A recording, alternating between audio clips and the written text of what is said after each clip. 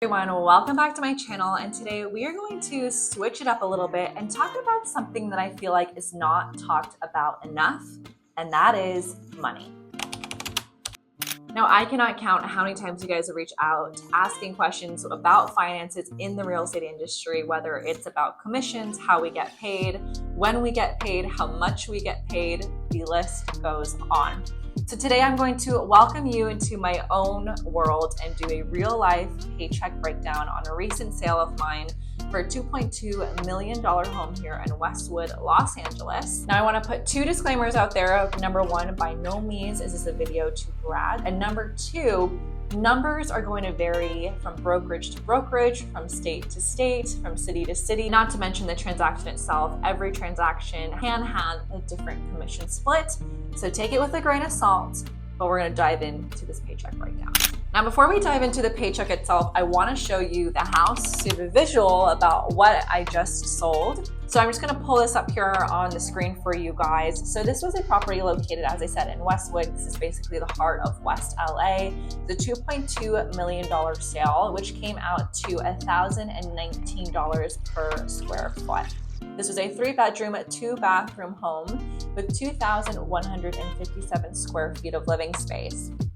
When I say this home needs to be gutted, it needs to be gutted. This is a full reno or tear down, depending on what my client chooses to do with the lot. But the home has good bones, but it's definitely not in livable conditions. Now let's talk about the commission. So I would say in Los Angeles, it is pretty standard to have a 5% commission, 2.5% to each cooperating side. That being said, I want to emphasize commission has always been and always will be negotiable. The seller can choose to pay however much they want, and a lot of that will ultimately result in who they're hiring and the results of the actual sale itself.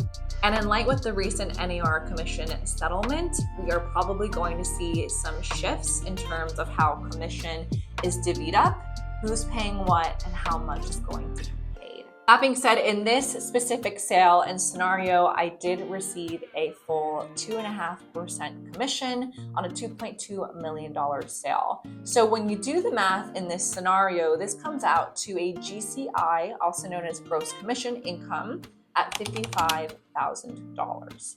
That being said, that $55,000, that is not my take home. That $55,000 does not touch my bank account. So part two to doing the math here is calculating what your personal commission split is with your affiliated brokerage. Now this number is going to be different for every single agent, every single brokerage. It is often negotiated, or it is on a system where the more you sell, the higher your split is going to be. So I just want to be fully transparent with that. These numbers will vary from person to person.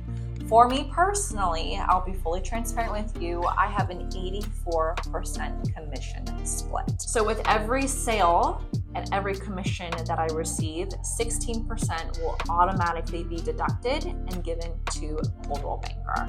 So when you do that math and take 84%, my new take-home number is going to be $46,200. But wait, we're not done yet. We then move into the lovely transaction expenses. So specific, again, to every single broker and agreement you have as an agent. Here, my agreement with Coldwell Banker is that with every transaction, I give them a 6% administrative fee, and then a small portion will also go towards Los Angeles city tax. Now, I want to emphasize this does not count for your standard federal and state and self-employment taxes. That is completely separate and on you to plan ahead for that following year when it comes to tax season. So in this situation, my $46,200 will deduct a $3,300 6% administrative fee, and then $273.04 towards Los Angeles city tax. So that total leaves me with $42,626.96.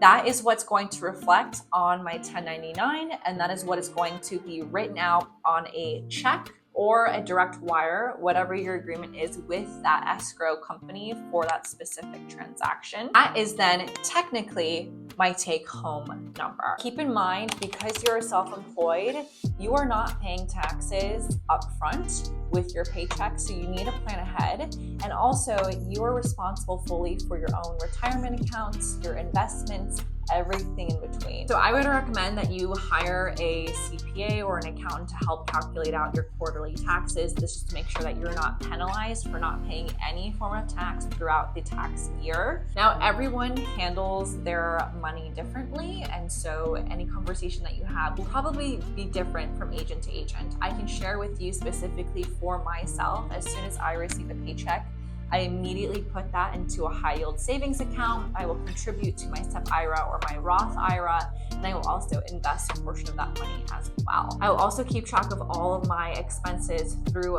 QuickBooks Self-Employed, so I know exactly what my income and my expenses are and help calculate out what my quarterly taxes will be, so I can make contributions towards that throughout the year in order to not get penalized when it comes to filing that following April.